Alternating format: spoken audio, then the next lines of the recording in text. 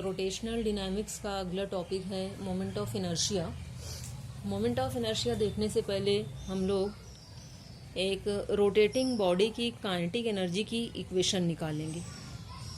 Kinetic energy of a rotating body.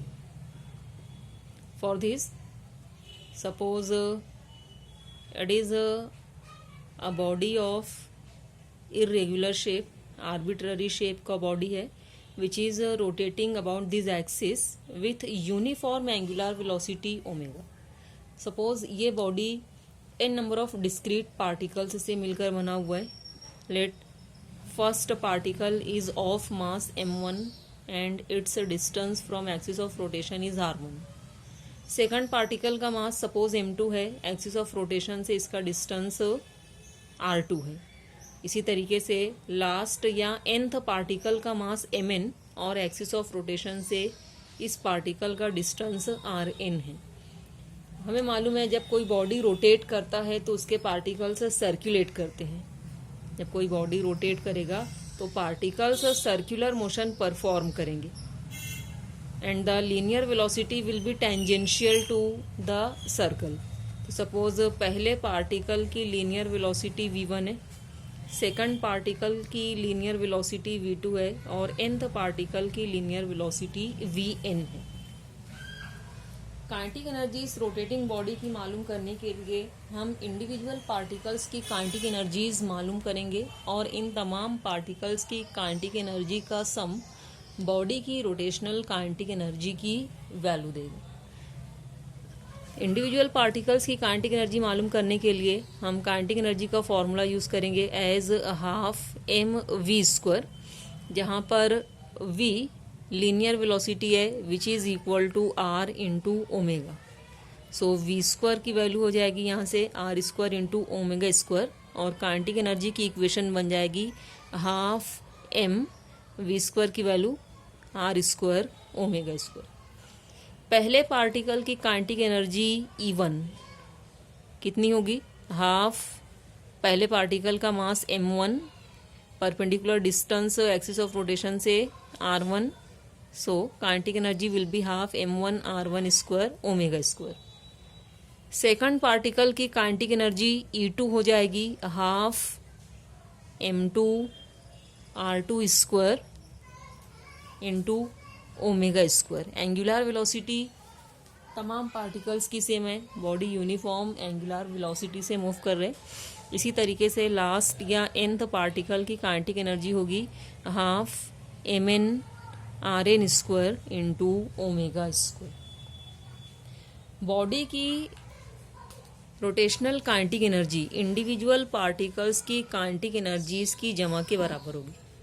So the kinetic energy of the rotating body, that is rotational kinetic energy, it will be equal to kinetic energy of first particle plus kinetic energy of second particle plus so on plus kinetic energy of last और nth particle En। Values put करेंगे kinetic energies की। E1 की value half m1 r1 square omega square plus E2 की value half m2 r2 square omega square, half m2 r2 square omega square plus dash dash plus last या nth particle की kinetic energy half mn rn square omega square. इस equation में factor half और omega square common है, so we will write it out of the bracket half omega square.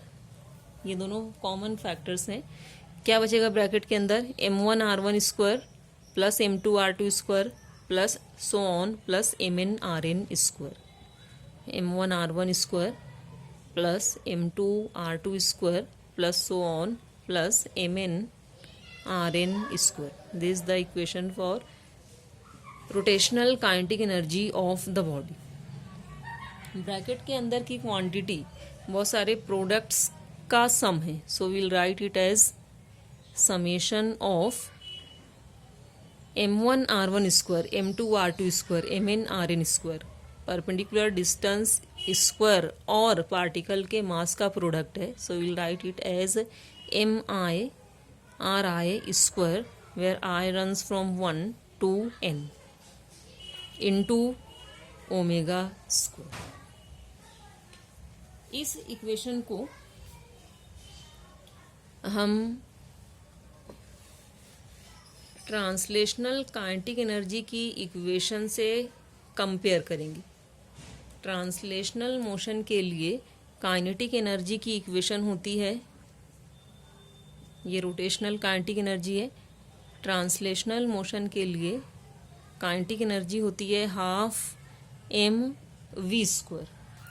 This is the formula for kinetic energy in translational motion. So factor half is in both the equations। Translational kinetic energy की equation में V square की term है, जहाँ पर V translational या linear velocity है। Rotational kinetic energy की equation में ओमेगा स्क्वायर की टर्म है, जहाँ पर ओमेगा एंगुलर वेलोसिटी है। So the mass m in translational motion it will be equivalent to the quantity inside the bracket। So we will write this quantity inside the bracket as I equal to summation mi ri square where I runs from 1 to n। तो bracket के अंदर की जो quantity है ये translational motion में मास के equivalent है। इस क्वांटिटी को हम लिखेंगे एज I। तो रोटेशनल काइनेटिक एनर्जी की इक्वेशन हो जाएगी, rotational kinetic energy it will be half, bracket के अंदर की क्वांटिटी को हम लिख रहे हैं I into omega. So this quantity I is called moment of inertia of a rotating body. Moment of inertia का फिजिकल सिग्निफिकेंस क्या हो जाएगा? Let us see the physical significance of moment of inertia.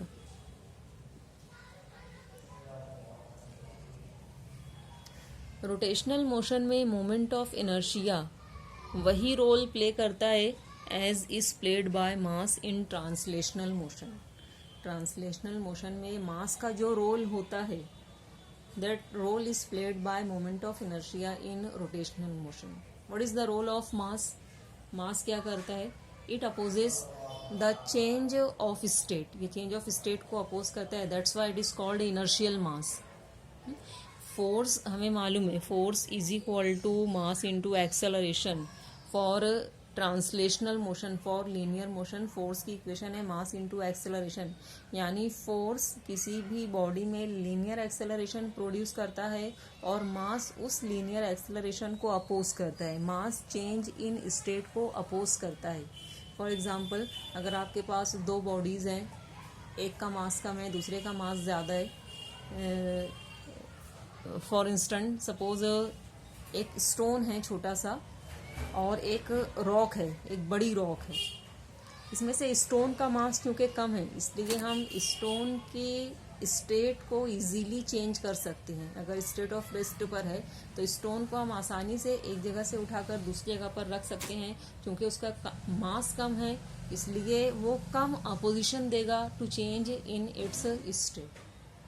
जबकि rock का mass क्योंकि ज़्यादा है इसलिए ये ज़्यादा अपोजिशन देगा टू चेंज इट्स स्टेट। हम आसानी से उसको अपनी जगह से हिला नहीं सकते हैं, उसका मास ज़्यादा है, वो ज़्यादा अपोजिशन देगा। यानी रॉक का इनर्शिया ज़्यादा है क्योंकि उसका मास ज़्यादा है, और स्टोन का मास कम है इसलिए मास का इनर्शिया कम होगा, इसलिए वो कम अपोजिशन देगा टू चेंज इट्स स्टेट। यानी मास का रोल क्या होता है? to oppose the change of state. The same role is played by moment of inertia in rotational motion.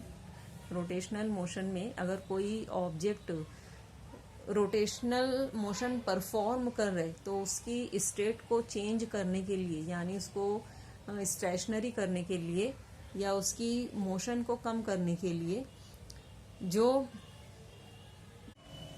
F equal to ma, ये इक्वेशन रोटेशनल मोशन या angular motion के लिए किस तरीके से लिखी जाएगी? Torque equal to I into alpha. Force के इक्विवेलेंट क्वांटिटी रोटेशनल मोशन में टॉर्क है, लीनियर एक्सेलरेशन के इक्विवेलेंट क्वांटिटी एंगुलर एक्सेलरेशन है रोटेशनल मोशन में, और मास के equivalent term moment of inertia है। तो जिस तरीके से फोर्स लीनियर एक्सेलरेशन बॉडी में प्रोड्यूस करता है और मास उसको अपोज करता है, in the same way torque body में एंगुलर एक्सेलरेशन प्रोड्यूस करता है और मोमेंट ऑफ इनर्शिया उसको अपोज करेगा। यानी अगर किसी बॉडी का मोमेंट ऑफ इनर्शिया कम होगा तो वो बॉडी कम अपोजिशन ऑफर करेगा to change of its state, और अगर किसी बॉडी का मोमेंट ऑफ इनर्शिया ज़्यादा होगा तो ये ज़्यादा अपोजिशन ऑफर करेगा to change its state. So this the physical significance of moment of inertia.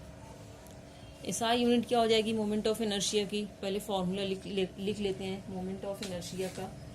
एक सिंगल पार्टिकल के लिए मोमेंट ऑफ इनर्शिया का फॉर्मूला हो जाएगा I equal to M into R square for a single particle. Discrete particles के system के लिए moment of inertia का फॉर्मूला हो जाएगा summation M I R I square, जहाँ पर आई की वैल्यू स्टार्ट होगी from 1 and it will end on n। Discrete particles के लिए मोमेंट ऑफ इनर्शिया तमाम पार्टिकल्स के मास और परपेंडिकुलर डिस्टेंस स्क्वायर के प्रोडक्ट्स की जमा के बराबर होगा, और for continuous body moment of inertia it will be equal to integration of R square D N.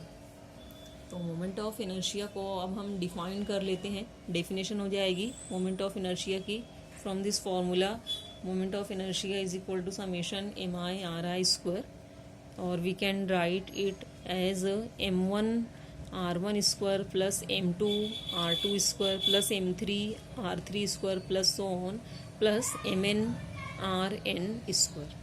So moment of inertia, it will be defined as the sum of the product of square of perpendicular distance and mass.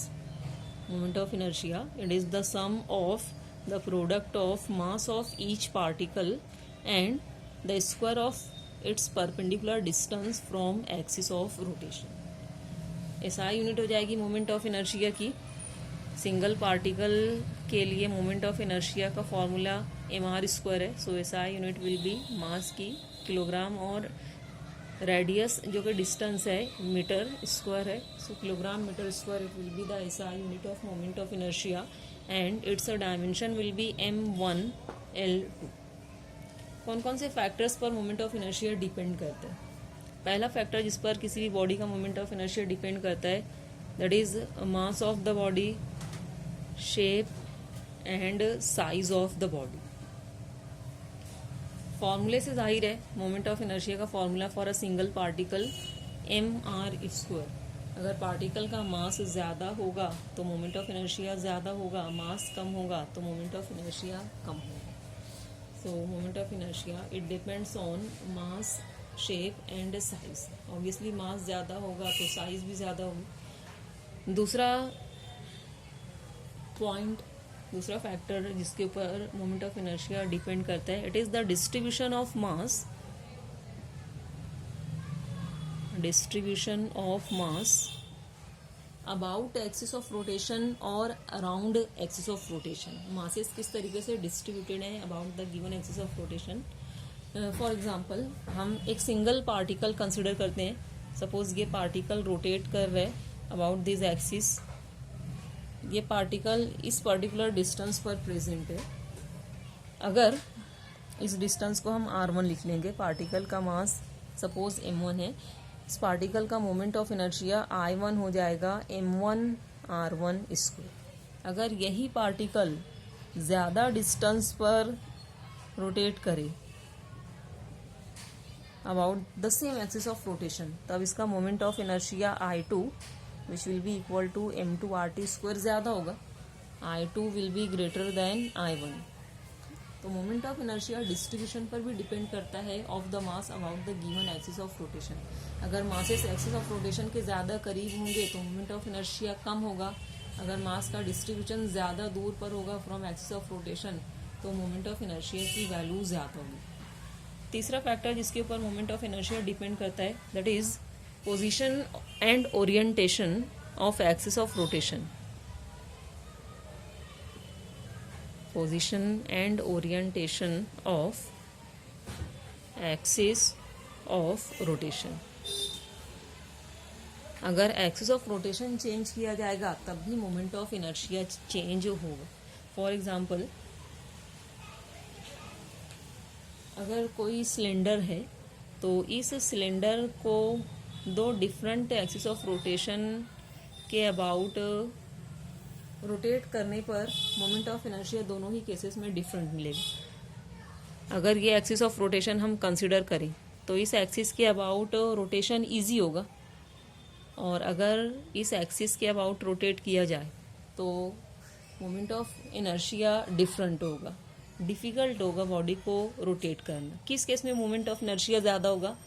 Suppose horizontal axis of rotation के लिए moment of inertia I1 है, और अगर axis of rotation length पर perpendicular है, for this case suppose moment of inertia ज़्यादा है, सो I2 will be greater than I1। Reason, masses का डिस्ट्रीब्यूशन एक्सिस ऑफ रोटेशन से ज़्यादा है, मासेस ज़्यादा डिस्टेंस पर हैं, आर की वैल्यू ज़्यादा है, इसलिए मोमेंट ऑफ इनर्शिया ज़्यादा होगा, यानी ये ज़्यादा अपोजिशन देगा to the change of state. तो इस केस में मोमेंट ऑफ इनर्शिया की वैल्यू ज़्यादा है, इसलिए इस तरीके से रोटेट करना कंपैरेटिवली ज़्यादा मुश्किल होगा than this. So moment of inertia it depends on position and orientation of axis of rotation. अगर एक्सिस ऑफ रोटेशन को चेंज किया जाएगा तो मोमेंट ऑफ इनर्शिया की वैल्यू भी चेंज होगी।